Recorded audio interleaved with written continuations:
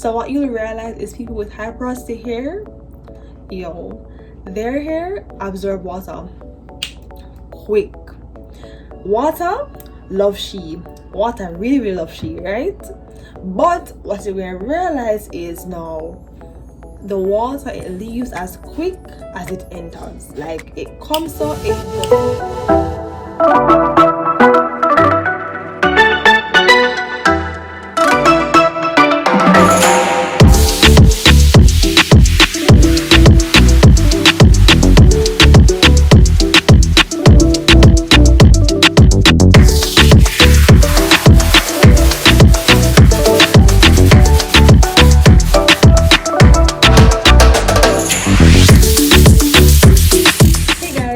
from my Attribution share, and welcome back to our channel.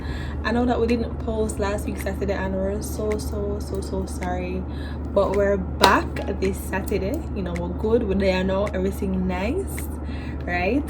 So first of all, I want to just big up our partners for this video, which is Primitive Co. My favorite thing about the Primitive bracelets are the attention to detail. The little P on the gold bracelet that Sherry has been wearing is one of my favorite aspects of the piece that she has. The diamond anklet just turns or elevates your look just a notch. Like it makes something casual into something a little bit more classy, a little bit more formal. And there is the put on and mix and match the different outfits, the different jewelry. So I definitely think you guys should check it out. Big up. Listen, I bought myself on Primitive, guys. Look at this. Niceness. Love it. So guys, Primitive has been nice enough to give you guys $300 off your first purchase if you use the code PRIMBS01. I'll put it right here somewhere, and I also put it in the description box. Also, you have free delivery for the month of September. No, but look how them nice. And Africa support, and make sure you guys go and follow them on Instagram at primitive_co.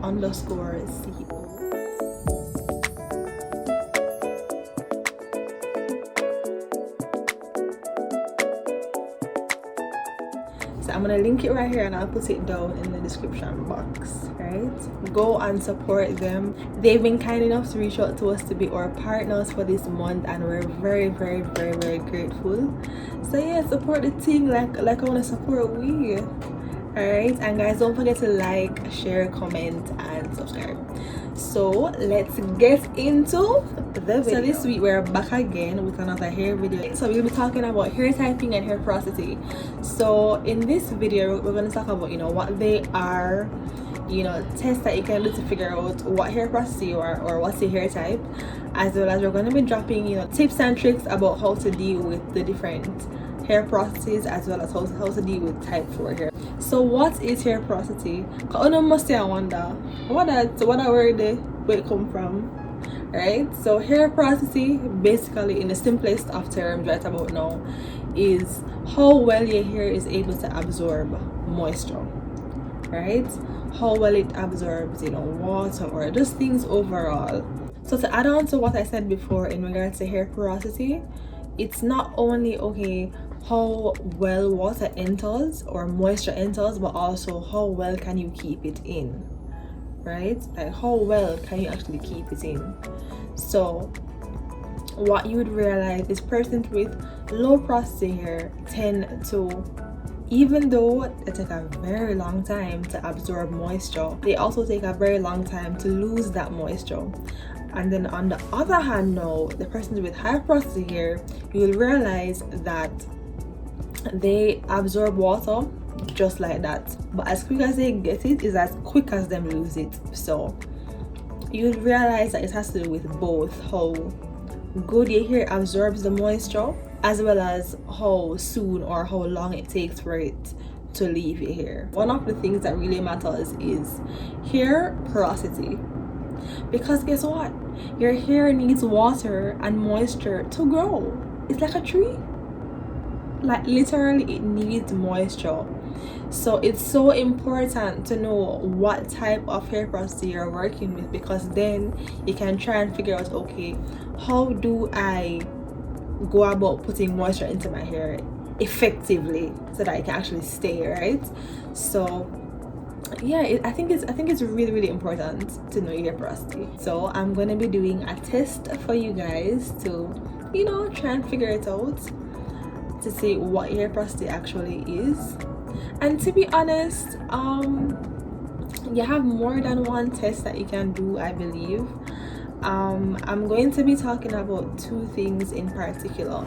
So the first thing that I want you to look out for is when your hair is soaking wet, how does it look? Are you having like beads of water like just sitting down on your hair? Because that's how my hair looks. Like, I have low porosity hair, so you have to look out for those things. So like, does product just sit down on your head, or does it soak in? For me, if I don't work in my products or anything, like, it just sits there. So that's one thing that you can try and do. I'm gonna insert a picture of my hair right here, and as you can see, literally the water sits down on my head. Sit down real nice and cute and pretty. Good, sit down on my head, right? Whereas with Brittany, you can really tell that the water, you know, it goes in more than mine, right? So she has, based on that test so far, we can say that, okay, Brittany possibly has high porosity hair. All right, so right now I'm going to get into the other test that we can do, and in that test we're going to be, you know, just dropping the hair in water and see if it sinks or floats or in the middle or whatever. So I'm going to get to that right now. So first, you want to get some water and put it into a cup. So next, you want to get a clean strand of hair and place it into your cup.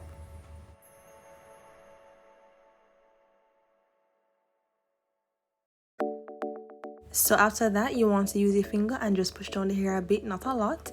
You want to do that to break the surface tension of the water.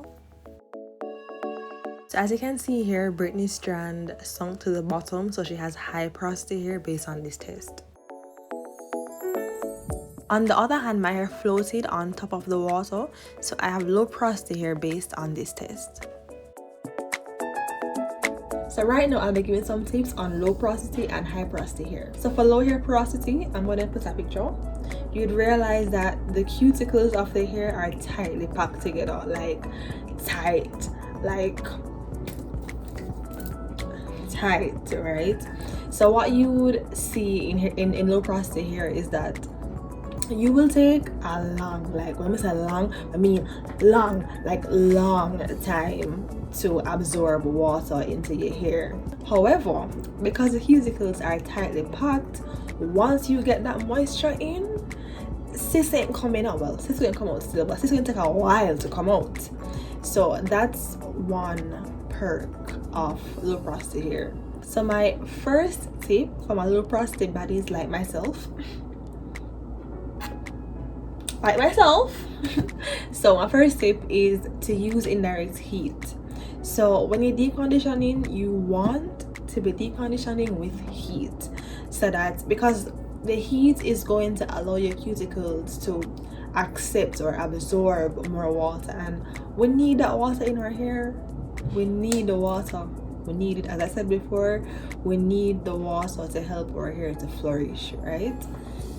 And just anything to moisturize the hair overall, like we need it. We need the heat to open up our cuticles so that the moisturizing things can just penetrate and go in and your hair feel nice, right? So that's tip number one. So tip number two is to ensure that you clarify your hair.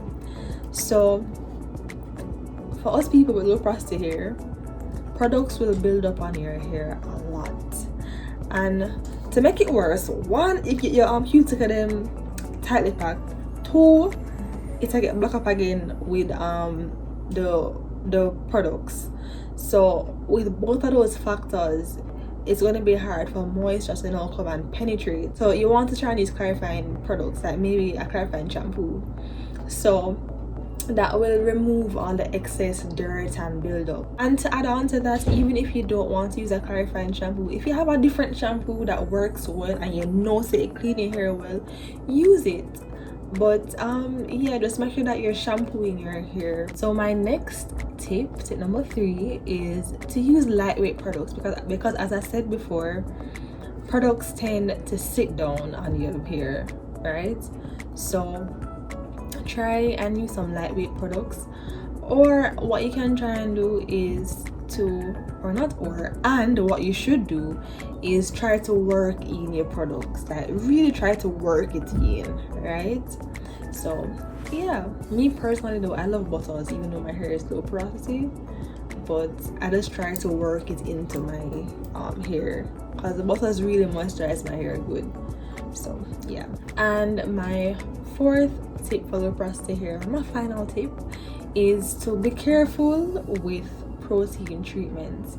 Persons who have low porosity hair tend to be protein sensitive, so y'all don't really need migrates, alright? Oh no, don't really need whole heap of protein for your hair. Yes, protein can add strength to your hair, but we do not want to end up in protein overload. We really don't. So that's my final tip. So for high porosity hair, I'll put a picture. You will realize that the cuticles are not as tightly packed as in low porosity hair, right? So what you'll realize is people with high porosity hair, their hair absorb water quick. Water love she. Water really love she, right? But what you will realize is now the water, it leaves as quick as it enters. Like it comes so it goes so, like for real, right? So that tends to be kind of a downfall, because yes, they're getting water into their hair, they're absorbing water or moisture, but at the same time it's easy for somebody with high porosity hair to lose that same moisture. That's why we're here with some tips to help you out, not leaving you hanging. We got you, right? So now let's get into the tips. So the first tip is to use protein treatments. What you realize is persons with high porosity hair, their hair shaft tends to have like this gaps, right? And that can lead to breakage. So what you want to do is do a protein treatment, because the protein can now fill those gaps and help to strengthen the hair, because you don't want the hair just a break off just so you turn 2 times 20 hair depend the ground, like you don't want that, right? So use protein treatments. The second tip is to deep condition your hair. Everything comes down to the fact that persons with high hair porosity gain moisture and lose moisture quick. So you want to ensure that you're deep conditioning so that you can put in back the moisture that your hair is losing, right? So please deep condition. Do me a big one. Deep condition so you can put in back that moisture, right? So the third tip is to use heavy products. Use heavy oils, because you want to really get in that moisture, and then you want to use a heavy oil to seal that up, like seal it in, because you don't want that moisture to now come out easily, because the oil is going to help it from not coming out as easy as it normally would. So use heavier products. Your hair can manage it, right? So that's tip number 3. So the 4th tip is to limit the use of excessive heat and chemicals, because point to note, there are external things that can actually cause high hair porosity, and excessive heat and chemicals are 2 of those things, right? So you want to really limit the use of those things, because if your hair is already high in porosity, you don't want to be doing other things to increase that porosity, because that would mean that even though you're getting moisture quick, you're gonna be not even losing it quicker. So you really want to ensure that you limit the use of excessive heat and also of chemicals. So that's the 4 tips. I hope you guys learned something. I hope this helps you guys. So now it's time for hair typing with Brit. Okay everyone, so for the second half of this video, we're going to be referring to how you can determine your hair type and the different modalities, techniques, and products that work for those hair types. I should give a little warning. It is very overcast right now. It's drizzling a little bit, so if the rain starts to fall while this is going on, just bear with me. If the rain starts to fall heavier than it is now, I will speak a little louder so that you guys can hear me. If you hear any background noises, again, I apologize. You know, I'm just trying to work with the quietest room in the house, but you know, not everything is in my control. So yeah. So what is your hair type? So hair typing is categorized based on the shape of the strands of your hair to make it simple. So for instance, your hair falls into like 4 main like categories. So it can be what they call straight, which is just your strands are straight from root to tip, just straight, no waves, no curls, no little bumps, anything, just like straight from root to tip. It can be wavy, which is just a few little long S's throughout your hair. It can be curly, which is a little bit tighter than wavy. It's not as tight as the next category, which is coily, where your hair can be like a zigzag shape, or it's like completely wound and it turns on itself. So those are the 4 main categories. So you'll have straight hair, wavy hair, curly hair, or coily hair. Those are further subdivided into types based on a number. So you can have hair ranging from type 1 to type 4 hair. So type 1 hair is hair that would fall under the straight category. So that's just hair that's straight from root to tip. There's no waves, no curls, no anything, as I mentioned earlier. And then your wavy hair is what type 2 falls under. Type 3 is what they call curly, going towards coily. And then type 4 and the latter half of type 3 is coily hair. So there's further subdivisions. I'm gonna put a chart right here throughout this talk so that you can follow me. So this is the chart that I'm going to be referencing for the entire video. So as I said, there are further subdivisions, and these subdivisions are for type 1. There's no subdivision, so it's just type 1 hair, which is just straight hair, bone straight, nothing at all in it, just like straight hair, which you see more in the Caucasian family or class of people. And then for type 2, 3, and 4, they're subdivided into, they're assigned letters. So you have type 2A, type 2B, and type 2C. 3A, 3B, 3C, and for 4 it's the same. You get the point. So for this video, I'm not really going to be going into the subsections for types 2 to 3, because you know this is more for people who are black in descent and have tighter coils. So I will make reference to the different products and techniques that work for those hair types, but I'll go into the different subsections for type 4 hair. So before I get into the different techniques that work for the different hair types, I'm going to explain to you how exactly you can determine your hair type. So what I have here, I did my hair on the weekend. So I did my hair on the weekend, and I have some like hair that fell out of my hair as like my detangled hair, like the amount of hair that came out of me detangling. You can't see right now, I'm gonna show it to you properly of how to type your hair. So what you're gonna do is get a clean strand of your hair, no products, no anything in it. So you can do this like after you wash your hair. You can just like pluck out a strand, or if you're detangling your hair while you're washing it out, you can use one of those strands. So it has to be clean, no products or anything on it. And you're gonna get white paper. You're gonna get something blank that you can hold the hair strand against. I'm using my back camera, so I can't see how well you can see this. I'm hoping you can see this. So you're gonna use a white piece of paper, and you're gonna hold your hair against it. you don't want to stretch it or anything, you just want to look at it.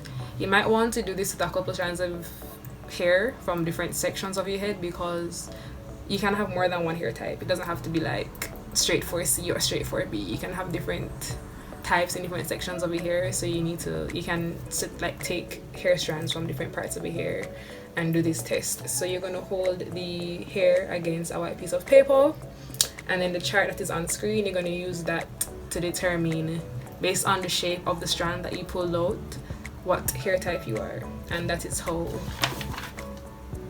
hair typing works. It's really simple, doesn't take a lot of effort. Just need to remember to ensure that your hair is clean before you do it.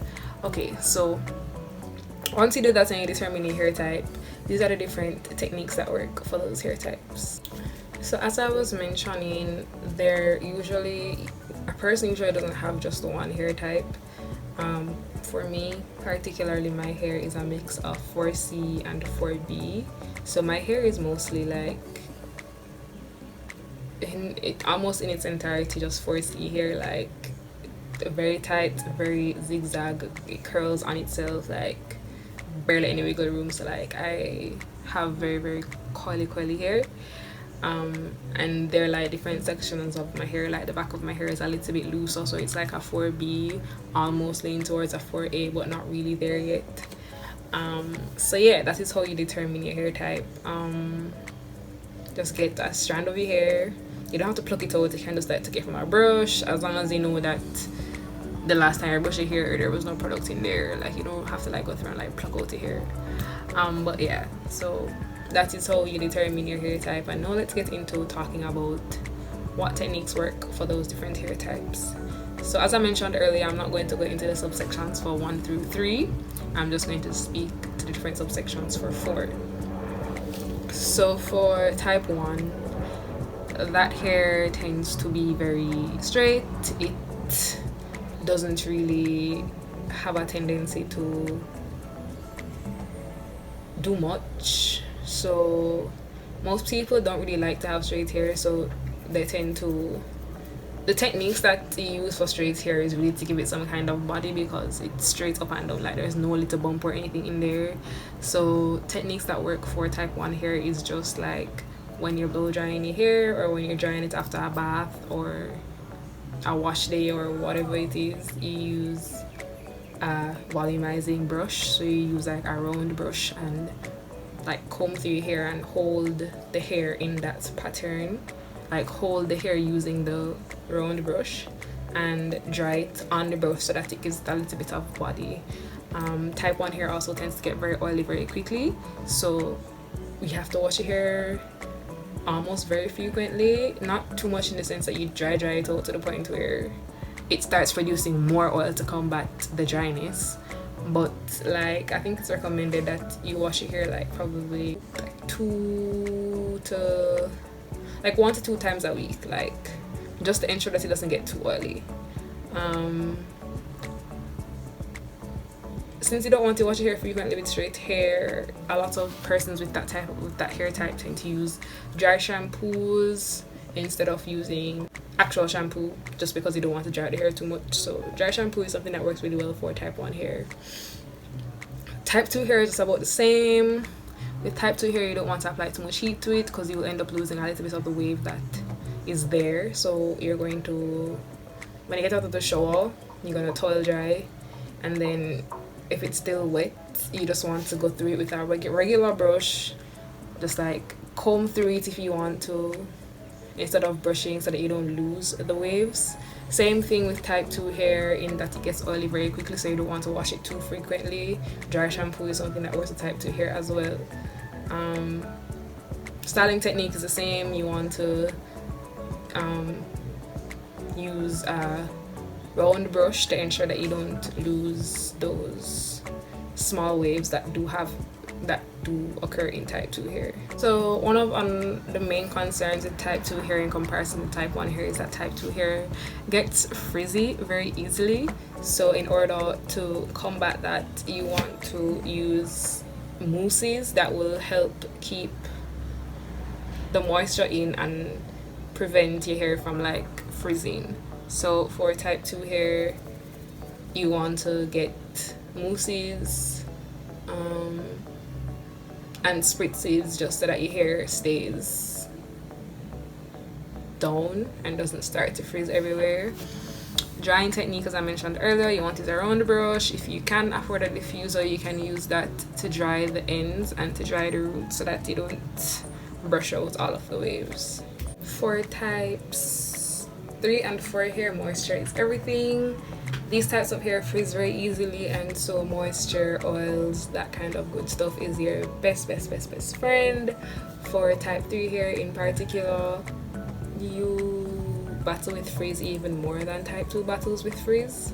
So for type 3 hair, you want to get shampoos and conditioners that are extremely hydrating, extremely moisturizing, so that you frizz a little bit less than you normally would.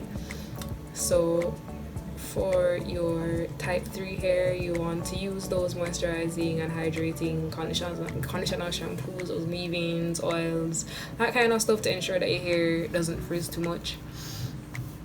As it relates to like washing and styling type 3 hair, you want to wash, that said, moisture is your best friend. You want to get all the hydrating products in the world for that kind of hair, and you want to ensure that you lock the moisture in with an oil when you're styling, however you want to style it. For type 3 hair in particular, this works good with the shingling method, which is just running your hands through to ensure that all the strands are coated with whatever hydrating or moisturizing product you decide to use. So that's type 3. I don't think there's anything else to mention for type 3. You just want to ensure moisturize is it for type 3 hair. Like, just to ensure that your hair doesn't freeze or do anything crazy, moisture is your best friend for type 3 hair. This is the hair category we're gonna delve right into, which is your type 4 hair. Alright, so for type 4 hair, as I mentioned when I was talking about type 3 hair, moisture is your best friend. You want to moisturize. All those heavy creams and heavy products are your best friend because it helps to trap the little bit of water that you left in your hair after washing, and it helps to keep your hair from freezing, right? So deep conditioning is your best friend. You want to get as much moisture in those strands as possible. So yeah, for type 4A hair, you definitely want to ensure that moisturizing is a part of your regular routine. It tends to frizz very easily, and moisturizing, it helps to prevent it from freezing. So deep conditioning is something that you don't want to do with your type 4A hair. You want to ensure that when you're deep conditioning, you apply a little bit of heat to your hair just to open up the strands a little, or the pores of your hair a little bit, so that the products can penetrate the shaft and moisturize the root properly. You don't have to do that with an external heat or an external blow dryer or anything. You can just put a bonnet over your head, and a natural heat that's coming out of your scalp will eventually, if you leave it on for like 30 minutes or whatever the recommended time is on your product bottle, you can just leave that on for a little bit and allow it to dry out, to open up the strands and penetrate the shaft a little bit without applying any external heat. So just cover your hair and allow the heat from your scalp to just open up those hair strands. After you deep condition, after you deep condition and wash out your hair, try not to comb it, because your hair gets a little bit more fragile when it's wet, and even more so when it is dry. So that leads me into my next point. You don't want to apply, you want to air dry natural for type 4A hair. Air drying type 4A hair allows it to do its own thing and form its own pattern, instead of you trying to comb through with a comb or trying to blow dry, making it even more dry, and then like allowing it to become friable and break easily. So for type 4 hair, you want to just moisturize. You want to try to not touch it as much as possible, so allow it to do its thing. Don't apply too much heat to it. And then the final thing is you want to ensure that you're putting as little mechanical pressure on it as possible. So when you're going to bed at night, you want to ensure that you have on something silky. Silk bonnets are very essential, or you can use a silk pillow, silk sheets, whatever works for you. I personally think that silk bonnets are easier to maintain, carry around. You know, if you fly out of the country, you don't have to worry about carrying a silk sheet pillow that might not fit, or a silk cover that might not fit on the pillow that you sleep on when you go over there. So bonnets are more portable in my opinion, but it's entirely up to you. So yeah, those are the tips for type 4A hair. Shingling works well for type 4 hair. As I say, you don't want to put any comb or brush through it, you just want to use your finger and rake through type 4A hair. Let's jump into type 4B hair. So for the purposes of this video, I'm going to group type 4B and type 4C hair together because they have very similar styling patterns and techniques. As was mentioned with type 4A, you still want to use extremely even heavier products on type 4B and C hair than you want to use on 4A hair, simply because it's going to take a lot more to penetrate those strands and lock moisture in. So for type 4B hair, 4B and C hair, you want to ensure that, as I mentioned earlier, you want to be styling your hair when it's wet, and you want to be using extremely heavy products. Styling your hair when it's wet, as I said, keeps it moisturized throughout, and it prevents you from breaking too much. The problem with type 4B and 4C hair is that it shrinks a lot, and as I mentioned before, drying it out only makes it worse. So adding heat to your hair, while it gives you that body, makes it more susceptible to being damaged if you try to style it after that. So the recommended technique for type 4B and 4C hair is, for straightening out the ends of it, the roots of your hair, is banding. So after you finish styling your hair and doing whatever to your hair, you can just get some elastic bands, or get some, well, not elastic bands because that can tangle, and when you're trying to pull it up, you might just end up pulling out a few strands of your hair. You can get just some, not rubber bands, scrunchies, and use that to, or hair ties, and use that to band your hair from root to tip so that it straightens, stretches the hair a little bit, and it's gonna keep your curl anyway because that's just how your hair is. So you don't have to worry about losing your curl if you band it. Once you pull it out, it's still gonna be just as curly as when you initially styled it. Another technique that works is tying your hair down. For instance, if you do a wash and go and you part it down the middle, you can tie down your hair overnight, and then in the morning you can just pick through it. Picking, you can pick alone. That works for some people. You don't have to see what works for you. Some people like to add heat to the hair, even though it's not recommended. You can, as long as it's a little bit amount and use a bit of heat protectant just to hold the hair taut, and then use a blow dryer to dry the root so that it stretches, and then of course if you stretch the root, then the rest of your hair is gonna become longer. A leave-in conditioner works excellently for 4B and 4C hair because, as I said, moisture is your best friend. So you want to use a leave-in conditioner that you can apply every day to ensure that your hair stays moisturized throughout your styling week or 2 weeks, or however often you wash your hair and wash and style your hair. I think those are the final recommendations. Thank you guys for watching this video. Don't forget to like, comment, share, and subscribe, and we'll see you in the next video. Bye.